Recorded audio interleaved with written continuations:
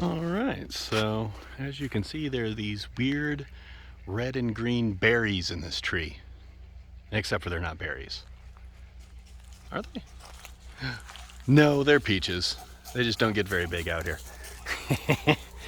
But this tree, despite having what appears to be some rather bad dieback, which is almost certainly caused by the frost, seems to be doing okay. Making sure it gets enough water here, and in turn we're going to get peaches, and the peaches in turn will give us hornets. So I have to watch out for those. That one's dead, but 15 more will take its place. I haven't seen any this year. Usually, we get quite a few. In fact, I think one of my posts in a previous year that hold up my deck was, and it's hollow, it's metal, was nothing but a red wasp nest. Well, not wasp, hornet, I guess. No, whatever. The ones that eat fruit as adults, anyway. So, probably hornets. Let's call them hornets. They really, really, really like my peaches, and they eat a bunch of them and try to live really close to the tree. As you can see, that one was practically cheating. I mean, that's literally like parking your tent outside of a Walmart and just being like, well, I do this because I don't have very far to go to Walmart. Which, makes sense. I should probably get rid of the ranch and get a tent, huh, Alaric? That's a good idea. Let's do that. Because then we won't be very far from food. Well, maybe that doesn't make sense for humans, but it definitely makes sense for hornets. There, go chase that ball. Best purchase I ever made for use to cost ratio. But yeah, so this tree is my best, biggest, and probably most productive peach tree. It's not a heck of a lot bigger around at the bottom than some of my other ones, but it's definitely bigger as in growing outwards and practically being a shade tree, really.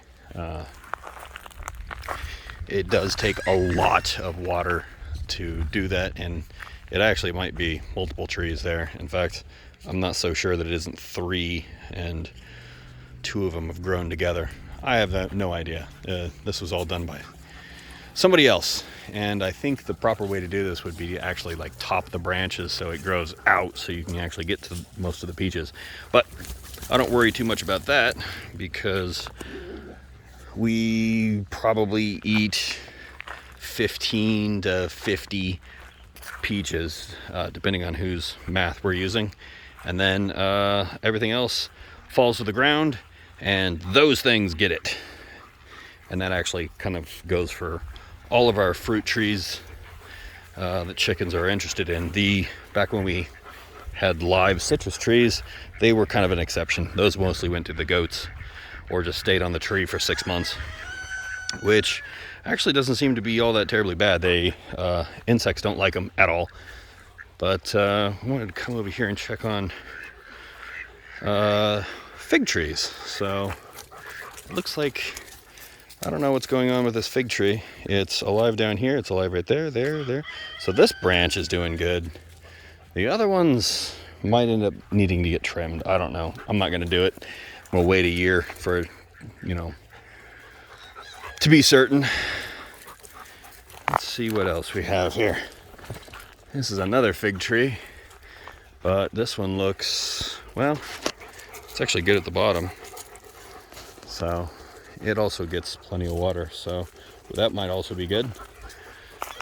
Yep, we're gonna have to trim all of that isn't green right there. That sucks. And I've seen no evidence that any of my citrus trees are alive. But everywhere online it says to give it till midsummer. That's a peach tree. And while these ones are almost certainly not doing so good, it's doing really good at the base. What do you think, Alaric? Huh? Ball, that's what I think. Okay, well, here, let's throw you a ball. Oh, this is gonna have to go straight up because the tree's right there. Are you ready? Keep your eye on the ball. There we go.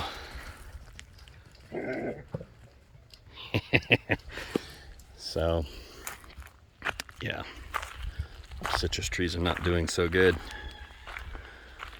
Well, I probably should at least make an attempt to get the electrical fence up today. I think the issue is my goats are not wanting to go all the way to the bottom of the hill for their food, and that they see that they can just climb this one fence, and there's a much shorter distance, and some stupid rancher has just been grabbing them by the horns and the tail and pulling them back over the fence whenever they're like, okay, I'm ready to come back home now. So we actually let 3 of ours spend the night in the neighbor's yard last night, and they were very unhappy about that in the morning. So maybe they won't do that again, but I'm not gonna hold my breath on that one. I do kind of wonder if the oleanders are dead. I think I see leaves that are consistent with them at the bottom there, but this tree is toast, and that's going to be a nightmare because I can't burn this. I think the approved method for getting rid of this tree, because it's so toxic, is to bury it. If you're not familiar, this is an oleander, also known as a dogbane, and you'll also notice it's got a fence around it. It's a hastily built one, but it is a fence. And then its younger sibling over there has got a fence, and then I've got a ginormous one over there, and it's got a fence too. This is to keep my goats mostly from deciding to take a bite.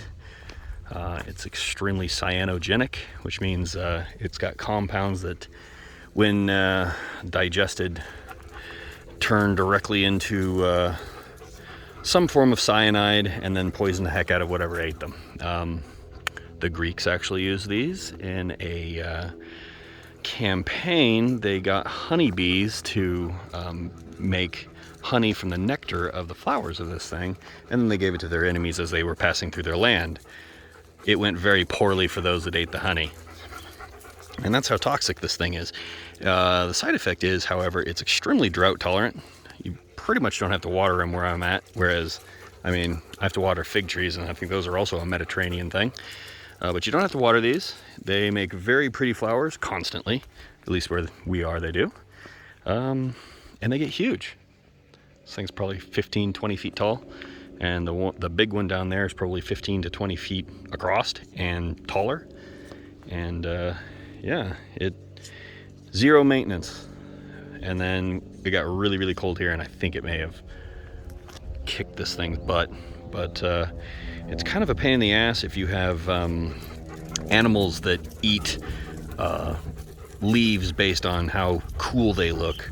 So this thing has a very, very deep green leaf to it that stays really pretty year round, which I think makes it look more appetizing to my goats anyway.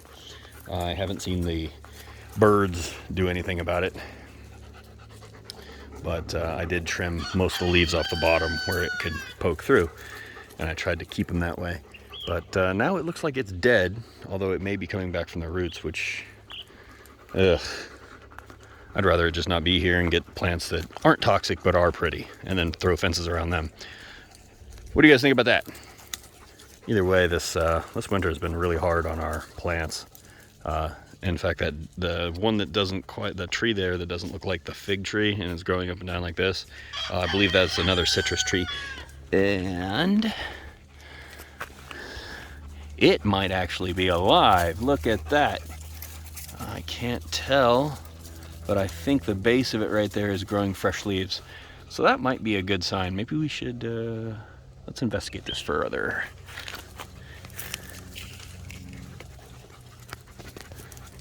That is definitely citrus. Nice. Okay, so this is one tree that is still alive. Hey, that's a good sign. Let's check the base of some of these other ones. That would be a very fortuitous truth. Not seeing anything there. Not that that's going to really hurt my feelings all that much. This is a citrus tree, but it's a ponderosa lemon, I believe. Makes fruit that are kind of gross.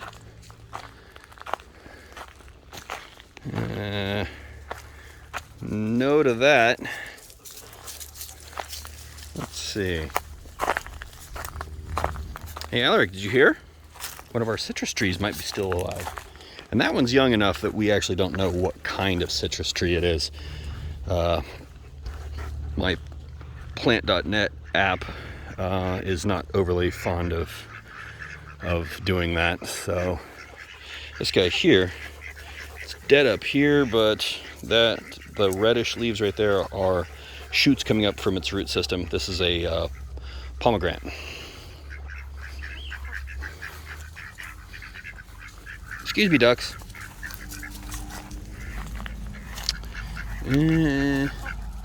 Maybe.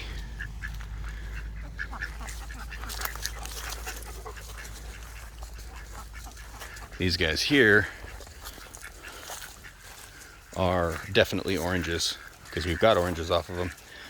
I don't see any signs of life though, but I do have hope. Oh, look at that. Yep. That's coming out of the base of this stump. So you can see it's cracking right here, all the way up the tree. So it's toast at some point between here and there, or there and there. But it looks like it's actually still alive. Just really, really close to the ground is the only place. So that's a good sign. So we've got at least 2 of these citrus trees are still alive. I assume that this one is too, because this one was actually doing better than that one was. I'd killed this one pretty much from the middle of it up. Well, let's go check on this thing over here. What do you guys think? I'm pretty stoked.